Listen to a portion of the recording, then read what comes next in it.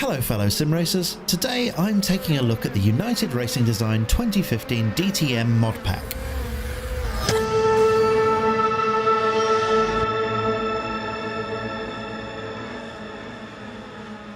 Normally, I wouldn't bother reviewing a mod pack that's been out for a few years, especially as we're being spoiled with lots of new content at the moment. But the URD DTM pack seems to have flown under the radar a little bit, and when I eventually got around to purchasing this at the tail end of last year, I couldn't really find any reviews online. So consider this my attempt to bring balance to the force. I'll be honest, DTM is a series with which I only really have a passing familiarity, having caught maybe half a dozen races over the last 4 or 5 years. But there's no denying that these cars are impressive. While the Team A stand for Tourenwagen, these are very much high-spec GT cars. It's all carbon fibre, obsessively tweaked aero, and a healthy 500 plus brake horsepower. As you would expect, with all the downforce being generated by the splitter, wings, floor, the countless turning vanes, slats and other aero details, these things grip harder than when your dentist is extracting a tooth. And yes, the cliche that these cars are more like single-seaters than GT cars is really quite true. That being said, there doesn't seem to be the same level of grip fall-off in slow corners, as the chassis produces a decent level of grip at low speeds. You still have to reduce brake pressure as the aero effect lessens, but these cars feel impressively agile in slow corners. The three cars do feel pretty similar to each other to my untrained hands. Perhaps the BMW feels a little bit heavier and more planted in high to mid-speed corners, while the Mercedes is a little bit more willing to rotate mid-corner, and on the stock setup at least, the Audi rear end's a bit more lively under braking. All three cars are very sensitive to brake pressure during turn-in and mid-corner, which means that you can really rotate the car using the brake pedal, which is something I really enjoy in a car. That being said, it is very easy to overdo it though. All in all, these cars feel agile and planted for the most part, but at the limit they can be pretty feisty. Oddly, the car that these DTM machines most remind me of is the RSR Dallara Formula 3 car. Obviously they're much heavier and they behave as such, but the feeling you get when you're driving at the limit is definitely in the same ballpark. Moving on, a word about everybody's favourite subject.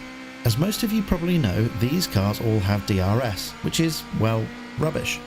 But Assetto Corsa doesn't really implement DRS properly, so instead of having an artificial gimmick that aids overtaking, all it really does is make all of the cars faster equally during the DRS zones. So unless you're an absolute purist, I think it's a pretty acceptable situation. Last but by no means least, let's talk force feedback. I know it's probably the most subjective thing I can talk about, but for me, the URD guys have nailed the force feedback with the DTM pack. The feel through the wheel is firm and communicative, without being overly forceful. I'm used to having to make force feedback tweaks on a car-by-car basis when it comes to mods, but I've left these as they are. This isn't something that URD always gets right, but in my opinion at least, the DTM pack is spot on in this regard.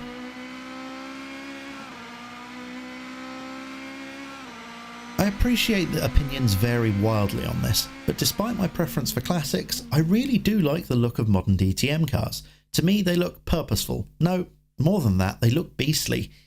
Looking at the outside of the cars, a lot of attention to detail has been focused on getting the basic shapes right, and on top of that, the fiddly aerodynamic details that absolutely define the character of these cars has been represented very well here indeed. I'm not really the sort to compare these models against an engineering drawing to check for accuracy, but I'm of the opinion that if it looks right, it is right, and these cars look right. Moving on to the interiors, I have to say these are amongst the best I've seen in Assetto Corsa. The carbon fibre safety cell is an iconic part of the DTM and Super GT cars, and URD has done an absolutely fantastic job of both the model and the textures. I've obviously never sat in a DTM car myself, but this looks spot on to me. There are absolutely acres of carbon fibre in here, and I have to say, the textures look amazing. Sitting in these cars in a VR headset is a bit of a treat, with plenty of small details to distract you while you're supposed to be concentrating on the start lights.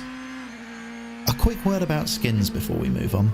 The skins I'm using in this video are for the 2017 DTM cars, and they're by a talented chap called Dead End. You can download them from Race Department, and I've put a link in the video description. The skins that come with these cars represent fantasy liveries, as you would expect for an unlicensed mod.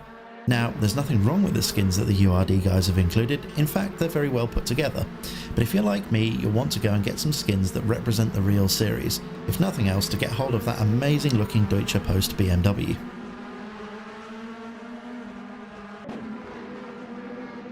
Now, this is one area I've gone back and forth on quite a lot.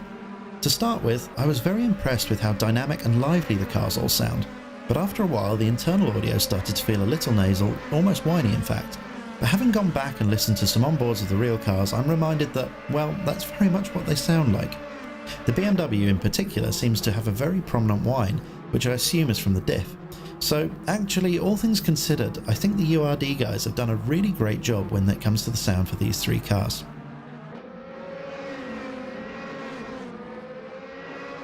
The real DTM machines are serious racing cars dressed up as yuppie-mobiles. Their blinding speed and impressive agility belies the designed by the marketing department styling cues. And I think the URD guys have done an amazing job with this mod. The cars look great, they feel great, and they're good fun to drive as well. At €7 the pack is inexpensive, and for cars that are easily on the same level as Kunos's offerings, I think they are well worth the price. So that about sums up my thoughts on the URD 2015 DTM pack. If you're interested in getting your hands on these cars, I've put a link in the video description. I hope you've enjoyed the video. If you did, it would be great if you could hit the like button and subscribe to my channel.